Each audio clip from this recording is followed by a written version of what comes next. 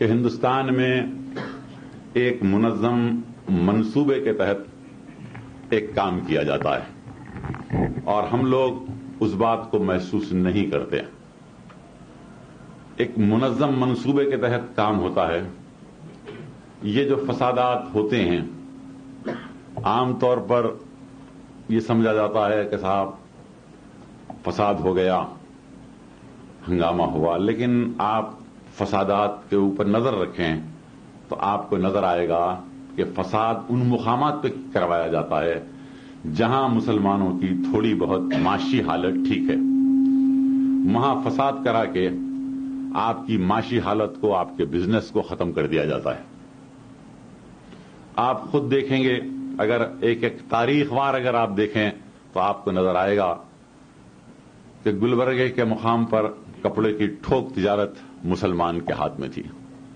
فساد کے بعد وہ تجارت ہمارے ہاتھ سے نکل گئی. مراد آباد کے اندر برتنوں کی تجارت مسلمان کے ہاتھ میں، فساد کے بعد وہ تجارت ختم ہو گئی. اسی طریقے سے بنارس میں بنارسی ساڑیوں کا کاروبار مسلمانوں کے ہاتھ میں تھا. بھوپال وغیرہ میں پتے کا بیڑی کا کاروبار ہاتھ میں تھا. اور اب جو بھاگلپور میں جو فساد ہوا ہے، صرف ہم فساد کے اوپر غور کرتے ہیں، لیکن بھاگلپور وہ مقام ہے جہاں یو پی اور بہار میں سب سے زیادہ دولت مند لوگ رہتے تھے. ریشم کا پورا کاروبار ان کے ہاتھ میں تھا اور اب فساد کے بعد وہ کاروبار ختم کر دیا گیا. تو ایک منظم منصوبے کے تحت یہ کام کیا جا رہا ہے، لیکن پروپیگنڈا یہ کیا جاتا ہے کہ صاحب جلوس جا رہا تھا، مسلمانوں نے پتھر مار دیا، یہ، اور ہم لوگ اس کو صحیح سمجھ جاتے ہیں. جیسے کہ گجرات میں فساد ہوا تو اس وقت بوٹا سنگھ نے پارلیمنٹ میں کہا کہ پتھر آئے تھے، 10 لاکھ کا جلوس تھا. چونکہ میں واقف تھا وہاں کے حالات سے، میں نے ان سے کہا جہاں سے جلوس جا رہا تھا وہاں کتنے مسلمانوں کے مکانات تھے؟ تو کہا 15 مکانات تھے صرف، اور 10 لاکھ کا جلوس جا رہا ہے. میں نے کہا مکان میں لوگ تھے؟ تو کہا نہیں، وہ ڈر کے پہلے سے ہی خالی کر دیے تھے. تو پھر کیا اجنہ پتھر مار رہے تھے؟ آپ بتائیے کیا تھا؟ آپ خود اندازہ کر سکتے ہیں. اگر یہاں سے کوئی 10 لاکھ کا جلوس جائے تو آپ میں، میرے میں یہ جرت ہو سکتی ہے کہ ہم پتھر ماریں؟ ہم تو ختم ہو جائیں گے، ہمارے بیوی بچے. لیکن یہ پروپیگنڈا کیا جاتا ہے کہ صاحب فساد کی ابتدا مسلمان نے کی، حالانکہ خود پتھر مارتے ہیں. تو یہ ایک منظم سازش ہے. اس لیے ہے کہ دستور میں ہریجنوں کو، پسماندہ طبقے کو مراعات دی گئی کہ ان کو اوپر اٹھایا جائے. ہمیں اعتراض نہیں ہے اور زیادہ مراعات دی جائے، لیکن سوال یہاں پیدا ہوتا ہے کہ جب وہ اوپر اٹھ جائیں گے تو یہ سڑکوں پر جھاڑو دینے کے لیے، گھروں میں کام کاج کرنے کے لیے، ہوٹل میں برتنا مانجنے، رکشا چلانے کے لیے کون ہوگا؟ تو آپ کو تیار کرنا چاہتے ہیں.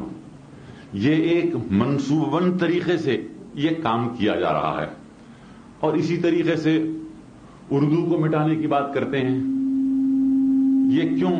حالانکہ اردو کوئی مسلمان کی مذہبی زبان تو ہے نہیں. قرآن عربی میں نازل ہوا، اردو میں نازل نہیں ہوا، کیونکہ یہ ایک مشترکہ زبان تھی اور ہم نے اس کو اپنایا. لیکن آج آپ قرآن پڑھتے ہیں لیکن آپ سمجھ نہیں سکتے. 99% لوگ ایسے ہیں جو قرآن پڑھتے ہیں لیکن سمجھ نہیں سکتے، حدیث پڑھتے ہیں لیکن سمجھ نہیں سکتے. کیوں؟ کہ آپ عربی سے واقف نہیں ہیں. آپ کو اردو میں قرآن پڑھنا لازم ہے، جیسا کہ ابھی یہاں پر قرآن پڑھے اس کا ترجمہ ہوا. تو وہ یہ چاہتے ہیں کہ اگر اس زبان کو ختم کر دیا جائے تو آپ اپنے مذہب سے، اپنی تاریخ سے، اپنی ثقافت سے، اپنی تہذیب سے محروم ہو جائیں گے. اور جواہر لال نہرو نے اپنی کتاب میں ایک جگہ بڑی اچھی بات کہی تھی کہ اگر کسی قوم کو ختم کرنا ہے تو سب سے پہلے اس کی زبان کو ختم کر دو، وہ قوم ختم ہو جائے گی.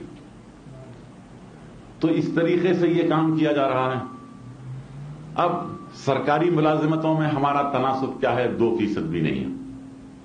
اور پھر ہم اپنے بچوں کو جن میں شعور ہے، مصیبتیں اٹھاتے ہیں، مشکلات اٹھاتے ہیں، اپنے بچے کو تعلیم دلاتے ہیں.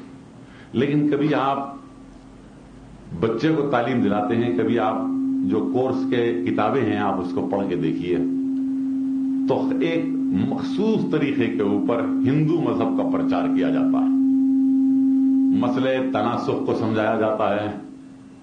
اسلام میں مر کر دوبارہ پیدا ہونا تو نہیں ہے، سوائے قیامت کے دن اٹھائے جائیں گے سب. یہاں یہ ہے کہ اگر تو برا کام کرے گا تو بندر بنے گا، دوبارہ تیرا جنم ہونے والا ہے. یہ تمام چیزیں بتائی جاتی ہیں اور بچے کے ذہن و فکر میں یہ بات بٹھائی جاتی ہے. اور تاریخ میں بتایا جاتا ہے کہ فلاں بادشاہ نے ایسا ظلم کیا ہندوؤں کے اوپر، تو ان کے ذہن کو شروع سے پوائزن کیا جاتا ہے اور ان کے ذہن کو اس طریقے سے خراب کیا جاتا ہے. یہ ایک منظم منصوبے کے تحت کام ہو رہا ہے اور ہم لوگ بے خبر پڑے ہوئے ہیں. تو ہم کو یہ غور کرنا ہے کہ ہم آج مسلمان ہر میدان میں پیچھے ہو چکا. میں آپ کو حیدرآباد کی بات، کیونکہ اپنی ایک مخصوص محفل ہے، عوامی محفل میں تو ہم نہیں کہہ سکتے یہ بات، لیکن حیدرآباد میں بھی